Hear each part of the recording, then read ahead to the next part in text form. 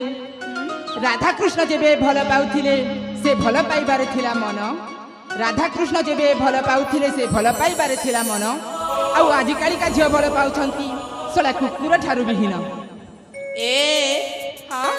झिया मो अलसी 16 बयसी जवानी मोर काकुड़ी कसी अच्छा झिया मो अलसी 16 बयसी जवानी मोर काकुड़ी कसी हाँ हाँ थरुटे जदी आखि मारि देबी ना तमे कोन एकार जेते भी फेंडिया पिला अछती सबे जीवे मो प्रेम रे फसी मो सतरे लो अरे एमिति कथा काहे की कहू चलो पानपतर ऊपर गुआ आउ जेते खोजिले मध्य पाइबनी मो परी हैंडसम पुआ तमकु तमे निजकु निज हैंडसम भाबुछ हाँ अरे कदली गछरे